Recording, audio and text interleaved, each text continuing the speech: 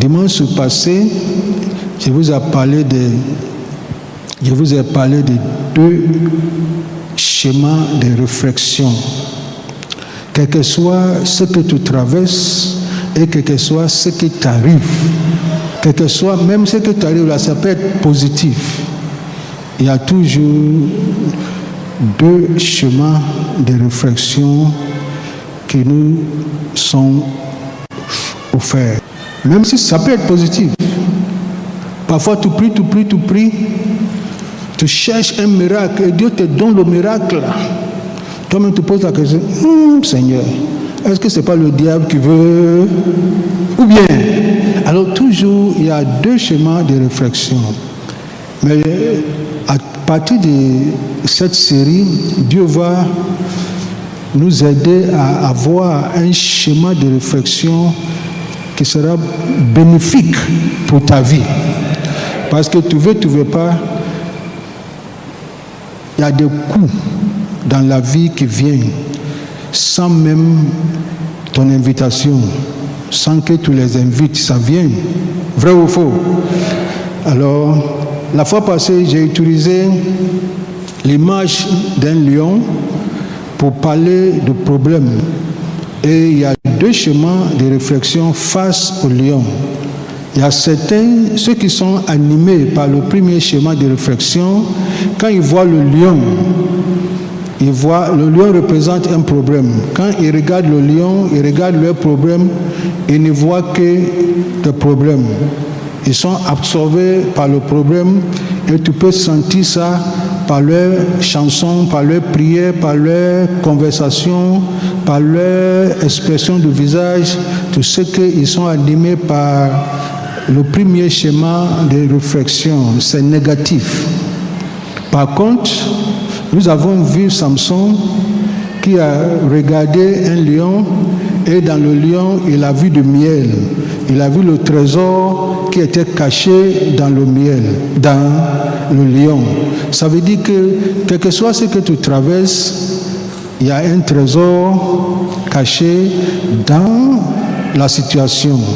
C'est à cause de ça, ce que tu dois faire, il faut adopter ce deuxième schéma de réflexion qui te permet pas d'ignorer ton problème, c'est pas ce que nous sommes en train de dire, pas du tout, mais quand tu regardes à ton problème, que tu vois le trésor qui est caché. Parce que Dieu a enterré un trésor dans ta situation. Et j'ai donné beaucoup d'exemples. Je vous ai dit que Dieu cache ses trésors. Dieu a caché la résurrection où? Dans la mort. Alors tu ne peux jamais expérimenter la résurrection sans la mort. Dieu a caché sa victoire dans tes luttes, dans tes combats. Alors quand tu es face au combat, et tout ce que tu dois voir, c'est la victoire de l'Éternel qui est cachée, qui nous intéresse. Alors si je me focalise sur la victoire, tu vas avoir la victoire. Dieu a caché sa force, sa puissance dans notre faiblesse. Et ainsi de suite. Alors tu peux regarder, tu peux écouter le message que j'avais prêché la fois passée. Aujourd'hui nous sommes en Michée 1, le verset 15. Michée c'est l'Ancien Testament. C'est un des prophètes mineurs. Michée chapitre 1, le verset 15. Vous y êtes? Ok, je lis. Je t'amènerai un nouveau maître.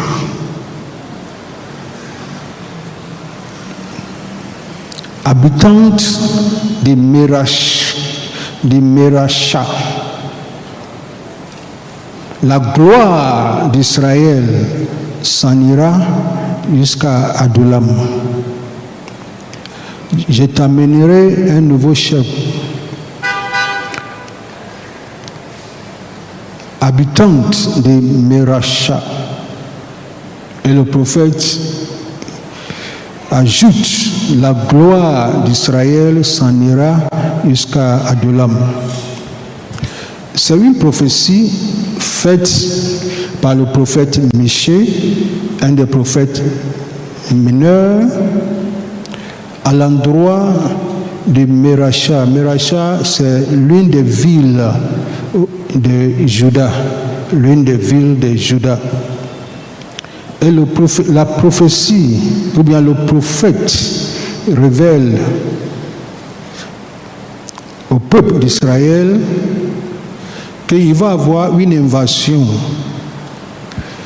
Cette ville de Juda va connaître une invasion. Ça veut dire que la ville sera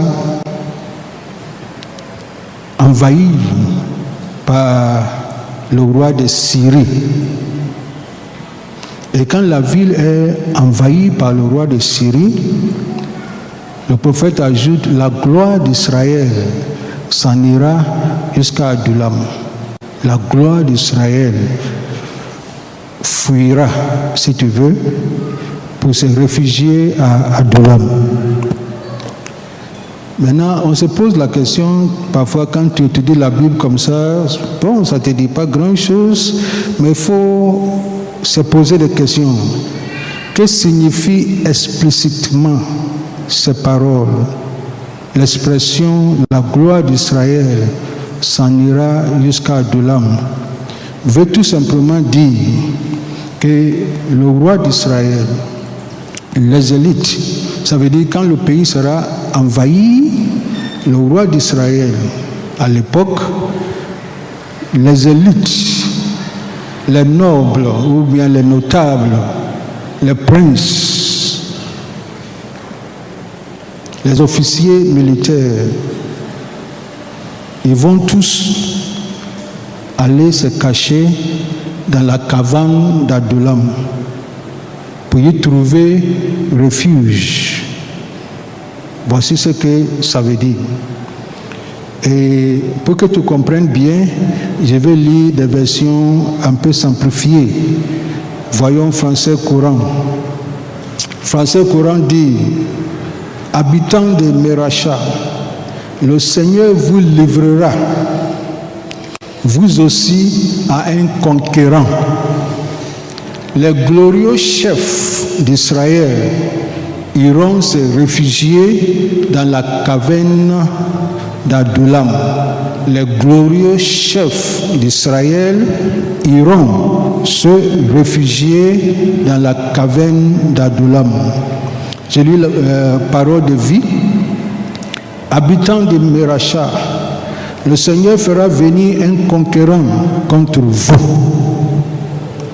Les chefs remarquables d'Israël iront se cacher dans la grotte d'Adulam. Alors, à partir des versets simplifiés, ça te permet de comprendre bien.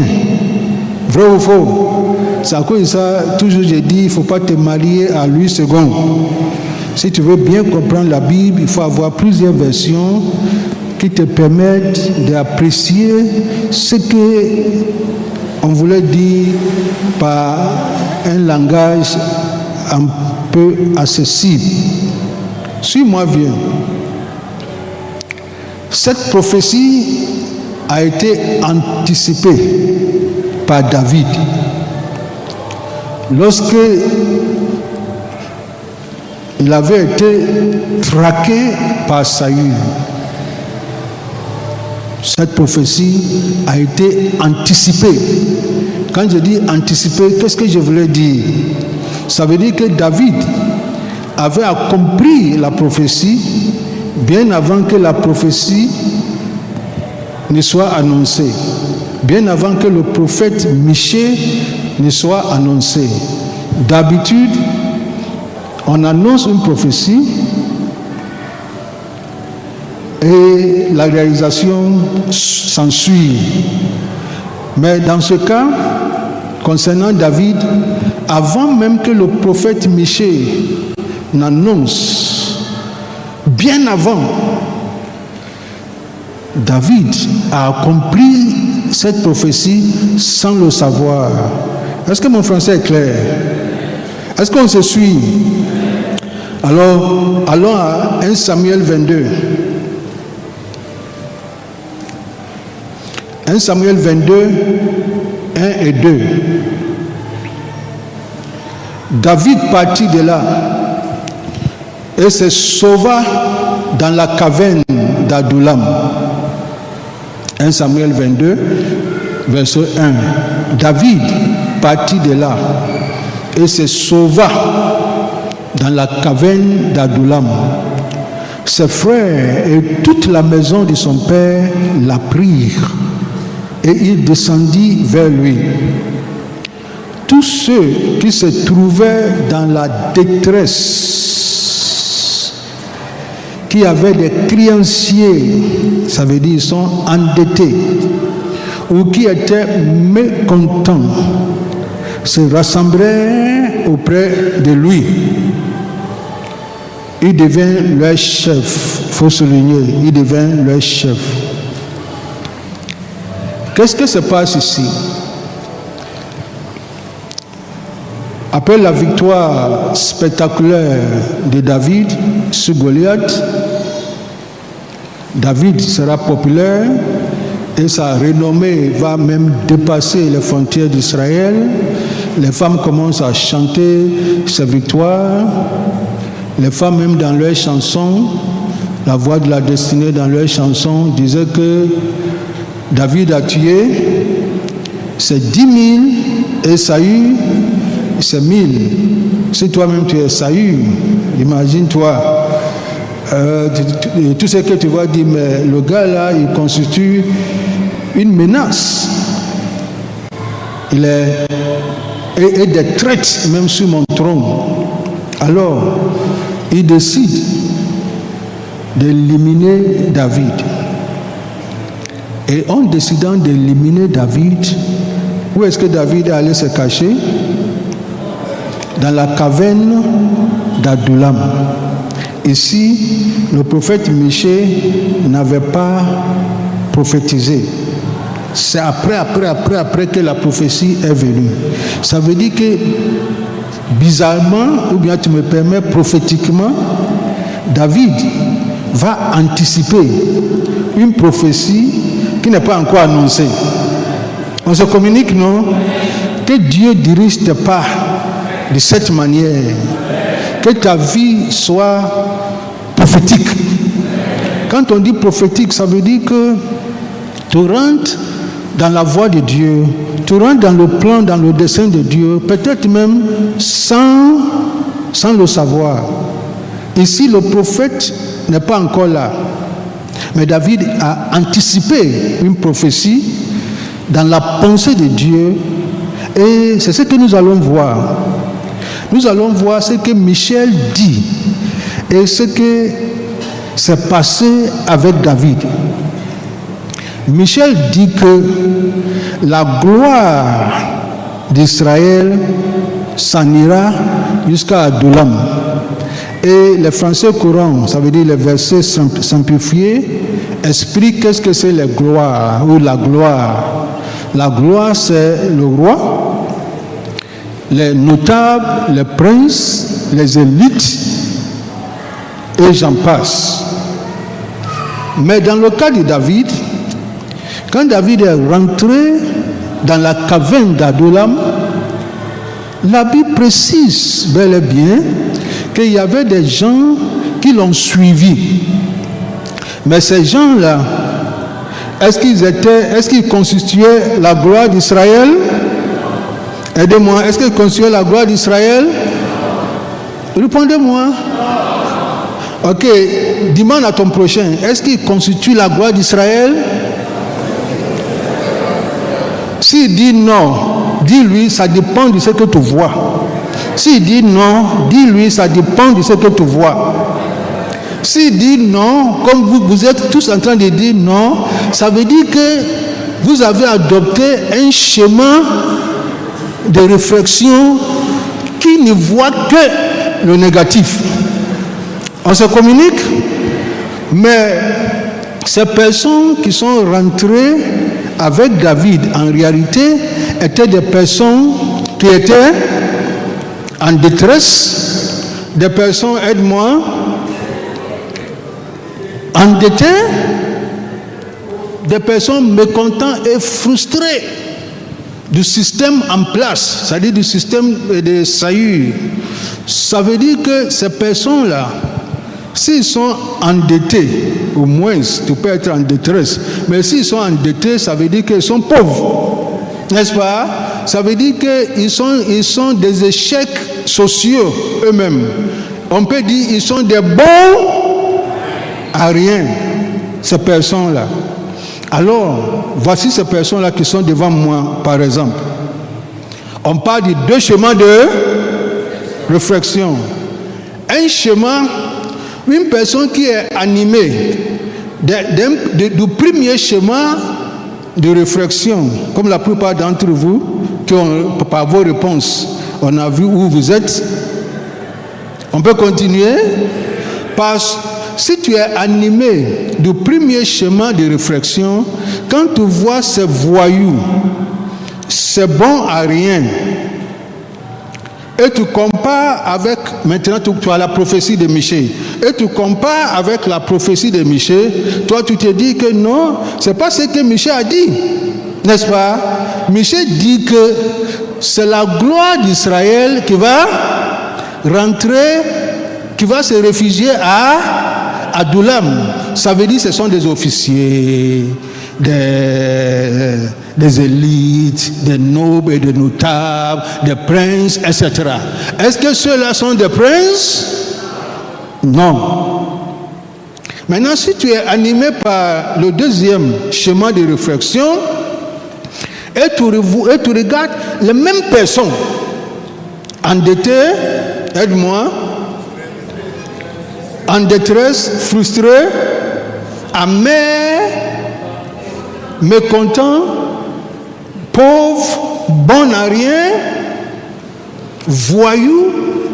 Dès que tu les regardes et tu es animé du deuxième chemin de réflexion, quand tu les regardes, qu'est-ce que tu vois? Tu vois les élites, tu vois les princes, tu vois les notables, aide-moi, tu vois les officiers militaires. Alors c'est ces deux schémas de réflexion. Chaque personne sur la terre réfléchit à partir d'un de ces deux schémas, vrai ou faux. Mais moi je suis en train de t'aider d'ici quelques mois, et je te rassure, suis-moi dimanche par dimanche. Dis Amen. Invite tes amis à venir écouter ce message dimanche par dimanche. Et leur vie ne sera plus jamais la même. Parce que si tu es animé par le deuxième schéma de réflexion, tu regardes un voyou et tu vois un trésor. Tu regardes un voleur, merci, et tu vois un prince. Tu regardes, parce qu'il y a une différence entre regarder et voir. Tu peux regarder ton prochain, regarde ton prochain. Mais maintenant, demande-lui, que vois-tu? Demande-lui, que vois-tu? Si il te dit, je te vois en chemise pagne, il est animé du premier chemin de réflexion. Mais s'il te regarde, il te dit, je vois un futur ministre, je vois un prince, je vois ça. Il est animé du deuxième chemin de réflexion. Maintenant, regarde ton voisin encore. Et pose-lui la question, tu m'as bien vu, tu m'as bien regardé, que vois-tu?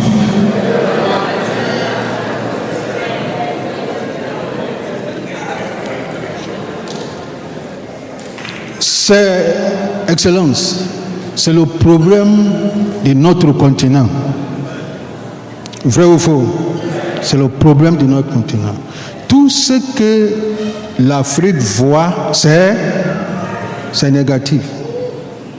Parce qu'on est animé en majorité du premier chemin de réflexion qui ne consiste qu'à focaliser sur ce que nous traversons. Certains ont regardé un désert, Dubaï. Ils ont regardé le désert. Et quand ils regardaient le désert, ils ont vu une ville postmoderne. Nous, aujourd'hui, on regarde le Sahel, le Sahara, on regarde nos pays. Que voyons-nous? C'est le sable. Ça veut dire que tu es animé du premier chemin de réflexion. Et si tu es animé de ce chemin de réflexion, excellence, tu ne peux pas aller loin dans la vie. Parce que tu peux traverser un moment difficile. Mais quand tu traverses un moment difficile là, que vois-tu? Parce que le moment que tu traverses là, tout le monde traverse moment pareil ou bien un autre moment. Vrai ou faux? Mais ce qui fait la différence entre deux personnes, c'est leur chemin de réflexion. Maintenant, voyons Adullam. On a vu les voyous là, les bons à rien. Et par la grâce de Dieu, on voit en eux des élites militaires. La question est que, est-ce qu'ils sont devenus des élites militaires? Est-ce qu'ils sont devenus des élites militaires? Oui. Ils sont devenus des élites militaires avec des exploits et des prouesses militaires que l'armée régulière de Saül n'a pas pu réaliser. Ils ont tué des géants. Ils ont même tué des lions. Vrai ou faux? Mais voici des voyous. Mais David les regarde et David voit la gloire d'Israël en eux. Trouvez quelqu'un, dis-lui, je vois la gloire de l'Afrique en toi. Je vois la gloire de la Côte d'Ivoire en toi. Dis-lui, tu es la gloire de la Côte d'Ivoire. Tu es la gloire de la Côte d'Ivoire.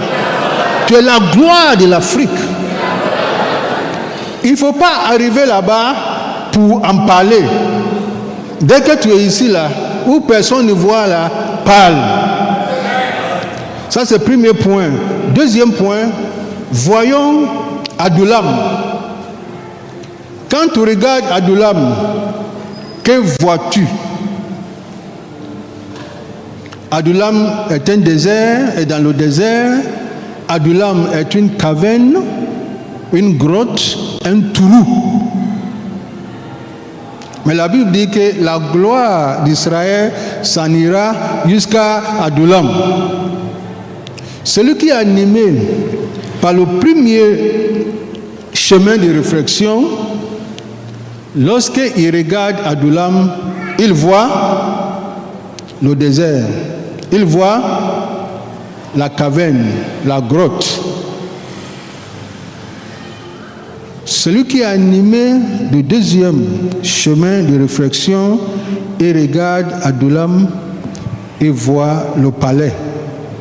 Que le palais est ici. Parce que où la gloire d'Israël est, c'est le palais qui est. Voyons David, pour finir. Avec ces deux chemins de réflexion, si tu regardes David, c'est un fouillard, un fugitif, aide-moi, un prisonnier politique. Adullam est prison, ou bien un camp de réfugiés.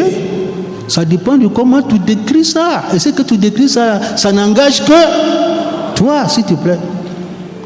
Et tout ce que tu dis aussi est vrai. N'est-ce pas? David est exilé politique. Il est prisonnier politique. Donne-moi des mots. Il est fugitif, tout ce que tu peux dire.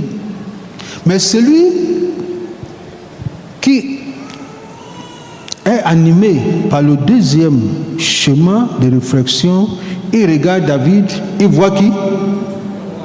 Il voit qui? Il voit le futur roi d'Israël. Il voit le roi en préparation. C'est ce qu'il voit. Alors, ce qui est important, c'est ce que tu vois. C'est pas ce que tu regardes. Est-ce que mon français est clair? Tu peux regarder David et voir un prisonnier. Et tu as raison. Parce que c'est ce qu'il est. Tu peux regarder David et voir un exilé. Tu as raison, c'est ce qu'il est. Tu peux regarder David et voir quelqu'un qui va mourir dans la grotte là, n'est-ce pas? Tu as raison. Parce que dans la grotte là, tu n'as pas à manger, tu n'es pas libre, etc. Quelqu'un d'autre peut regarder David et il voit la royauté. Dis, ça me concerne. Demande à ton prochain, quand tu me regardes là, que vois-tu? Demande-lui. S'il ne donne pas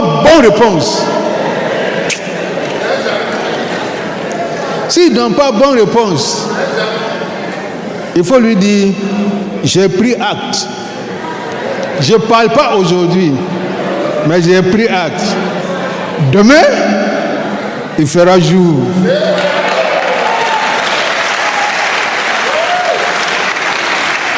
Et demain, là, je ne vais jamais oublier ce que tu as dit. Ce que tu avais dit, là, je ne vais jamais oublier. Alors, voici ce qu'on appelle chemin de réflexion. Ou bien chemin de pensée. Est-ce que tout le monde a compris? Je vais m'arrêter ici, je vais continuer. C'est ce que Dieu veut que ses enfants développent. C'est biblique. Je vous avais dit la fois passée, Dieu lui-même, quand il a vu que la terre, Genèse 1, qu'il avait créée parfaite, est devenue informe et vide, envahie par l'obscurité. Quand il est venu, il n'a pas dit, mais qui a renversé ce que j'ai fait?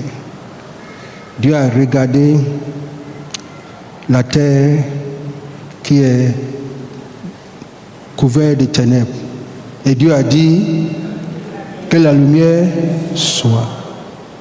Parce que Dieu sait que la lumière y est cachée. Il y a une lumière en toi. Si on t'aime, on ne doit pas regarder ce qu'on voit, mais on doit t'aider à faire sortir ce que Dieu a caché en toi. Amen. Jésus était à 2 pas de la croix et il a fait cette prière. Père, l'heure est venue où le Fils de l'homme sera glorifié. En réalité, il devrait dire, l'heure est venue où le Fils de l'homme sera crucifié, parce qu'il est à 2 pas de la croix. Mais quand il regarde la croix, il voit la gloire. C'est ça.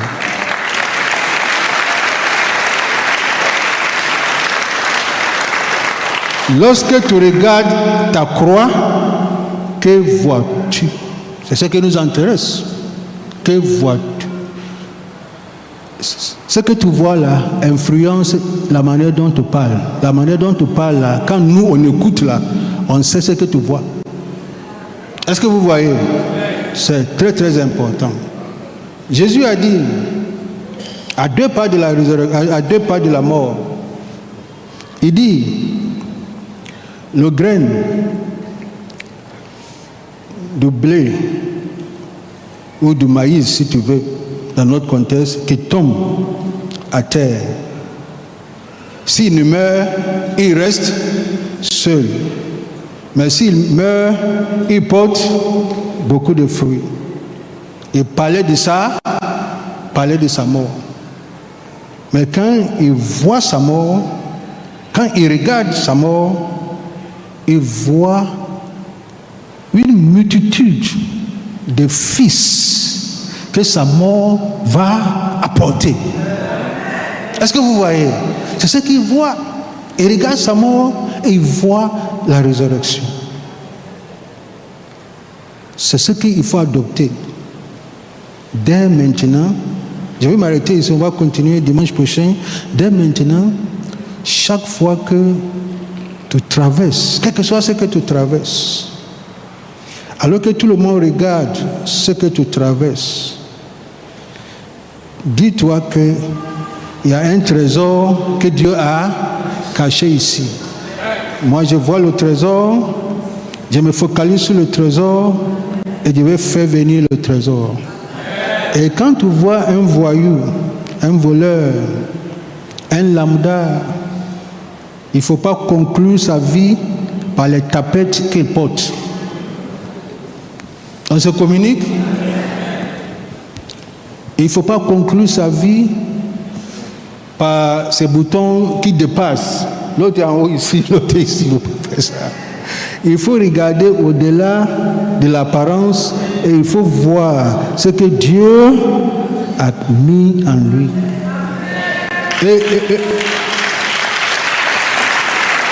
Et beaucoup de gens ont raté ça. Même les enfants d'Israël, ils ont raté concernant Jésus. Parce qu'ils regardaient enfant du charpentier. N'est-ce pas? Ils regardaient quelqu'un qui vient de Nazareth. Et pour eux, on ne peut pas avoir quelque chose de bon dans ce village-là ou dans cette ville. Alors que le trésor du monde marche avec eux, ils n'ont pas vu. Ma prière est que Dieu ouvre tes yeux, que tu voies d'abord ce qu'il a mis en toi, ce qu'il a mis dans les autres. Alors dans tes rapports avec les autres, il ne faut pas les traiter par la voiture qu'ils n'ont pas ou bien par la marque de voiture qu'ils ont aujourd'hui.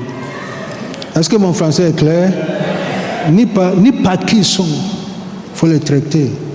Parce que quand tu fais ça, tu t'accordes avec Dieu pour voir ce qu'il a mis en eux. Et ton rôle, ou bien notre rôle en tant qu'Église, quand je parle d'Église, je parle de nous, pas bâtiment, pas nom.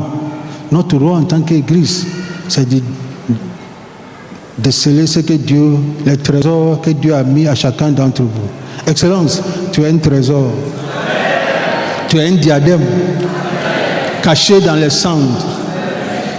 On te regarde, on va voir au-delà du cendre. Et on va voir le trésor que Dieu a mis en toi. Tourne vers quelqu'un, dis-lui, tu as un trésor. Tu as un diadème. Tu as un diadème. Tu es plus que ce que je vois. Dis-lui ça. Tu es plus que ce que je vois.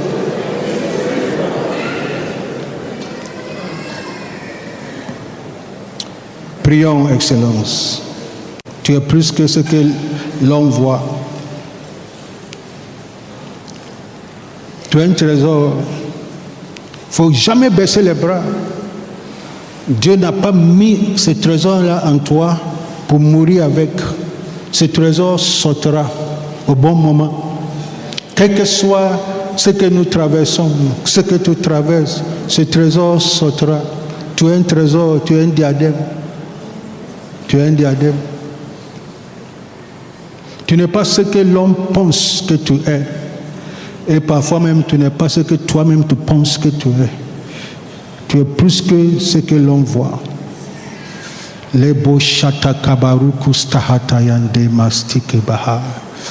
Seigneur, voici tes enfants. Voici ton peuple. Précieux trésor à tes yeux. Et tu n'as pas mis ce trésor par hasard. Tu n'as pas mis ce trésor dans ce continent par hasard. Ni en nous par hasard, Seigneur. Manifeste ta gloire. Aide-nous à faire sortir ce trésor Aide-nous à faire sortir ce trésor divinement caché en nous. Aide-nous à faire émaner ce trésor. Aide-nous à être une grande bénédiction pour l'humanité. Aide-nous à voir ce que tu vois. Aide-nous à développer ce deuxième schéma de réflexion qui n'ignore jamais ce que nous traversons, mais qui voit au-delà de ce que nous traversons pour voir le trésor. Bénis ton peuple au nom puissant de Jésus. Dis-moi Amen.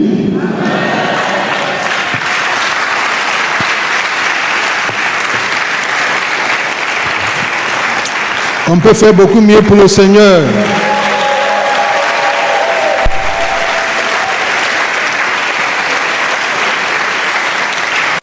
Lève la main et dis, je suis un trésor. Je suis l'objet de Dieu. Je suis un diadème. Je suis un trésor. Qui croit que ce trésor va sortir, va se manifester? Que le Seigneur vous bénisse. Tu es un trésor. Tu es l'objet de l'Éternel. L'objet de l'Éternel, pardon. Tu es un diadème. Regarde-toi comme Dieu te regarde. Et quand tu te regardes, vois-toi comme Dieu le voit. Que le Seigneur vous bénisse. On se retrouve quand? On se retrouve mercredi.